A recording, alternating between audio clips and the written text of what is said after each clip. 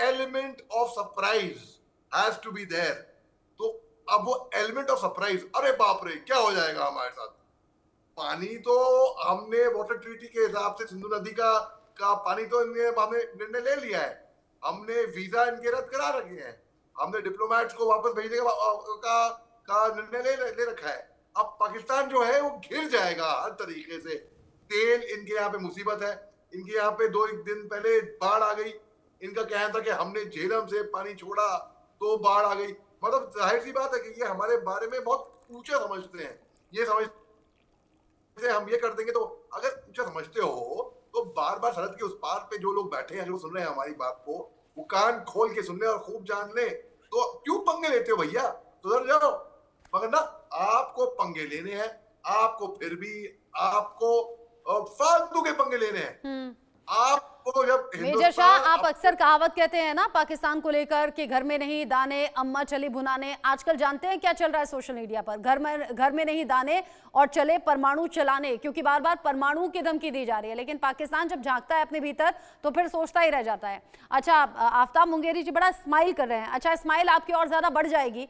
थोड़ी देर पहले प्रधानमंत्री मोदी ने हाई लेवल मीटिंग की है, उसमें सेना को फ्री हैंड दे दिया है, यानी कि जल थल नभ तीनों ही सेनाओं को, और राफेल की ताकत दिखाते हुए ये तस्वीरें भी हम दिखा रहे हैं, रिपोर्ट भी आपने देखी ली होगी। और आप तो चूंकि पड़ोसी मुल्क भी हैं तो आप जानते भी होंगे भारत की ताकत क्या है, एहसास होगा आपको। बिल्कुल, अभी भी आप एहसास करके थोड़ा समय दीजिएगा और सुन लीजिएगा, क्योंकि बात अगर आपने सुनने के लिए बुलाया है और करने के लिए बुलाया है तो बात सुनने का हक भी रखिए। मैंने आप सब आपके मेहमानों की बात सुन ली। आपके यहाँ से एक बड़े अच्छे शायर हैं, उनकी बड़े जबरदस्त अल्फाज हैं कि अगर सीमाओं पे तनाव है तो समझें कि देश में चुनाव है।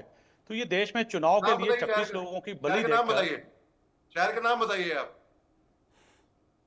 कहाँ का शहर का बात बताऊं? बिहार में चुनाव है। वो कह रहे हैं कि शायर का नाम बताइए। बिहार, वो कह रहे हैं शायर का नाम बताइए। इंदौर जी के मशहूर ये अल्फाज हैं, आपको क्या भूल गए?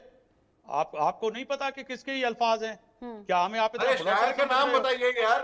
अबे भाई, मैं वही कह रहा हूँ कि आप हमें क्या इतना भुलक्कड़ समझ रहे हो? अभी सुनो चुप करके बैठकर, इनको समझाएं कि बात जब पूरी हो जाए तो फिर अपने समय पे बोलिएगा। हमारे यहाँ सेना का एक सम्मान होता है आफ्ताब मुंगेरी जी, शब्दों को थोड़ा सा सलीके से। रात इंदौरी के शब्द हैं, आगे बोलिए, आगे बोलिए। आपके यहाँ से और भी बहुत गेस्ट जुड़ते हैं जो बताते हैं कि चुनावों से जोड़कर ये हमला है। बड़ा बुज़दिल ये आरोप है, बड़ी बुज़दिल बात है, बड़ी बुज़दिल बात है। आपके यहाँ होता होगा ऐसा, आपके यहाँ जब सेना की छवि डूबती है ना तो आपको इस तरह के अटैक्स करवाने पड़ते हैं, ये दिखाने और बताने के लिए कि सेना है, सेना का वजूद है। आपके यहाँ होती हैं ऐसी कोशिशें, बलूचिस्तान में होती हैं, पीओके में होती हैं, खैबर पख्तूनख्वा में होती है। कहीं नहीं होती। आप वीडियोस आप तक नहीं पहुंचते क्या? सुन लीजिएगा, थोड़ा पानी पी ले, तअम्मुल से सुन लीजिए। पानी पी रखा मैंने, आप बोलिए। सही है, आप बोलिए मुंगेरी जी, बोलिए। टीवी पे है, बिल्कुल आप एक्सपोज हो जाएंगे सर। बोलिए। नहीं, इनको बोलने दे, मैं खामोश बैठा। नहीं, आपने रात इंदौरी के शेर से शुरुआत की, आगे बोलिए तो सही। वो बेबुनियाद बातें पाकिस्तान की तरफ से लगातार हो रही हैं।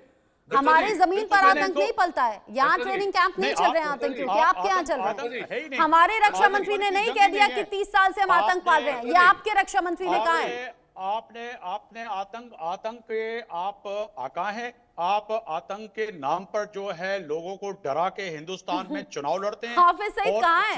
हिंदुस्तान में है क्या? आज असद मसूर कहाँ है? आज 56 इंच के ओसामा बिन लादेन कहाँ मारा गया था?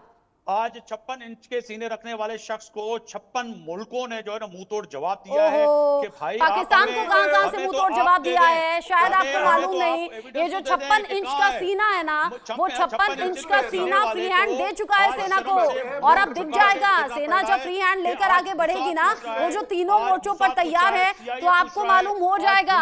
आफ्ताब मुंगेरी जी, मुंगेरी नाम जरूर है लेकिन मुंगेरी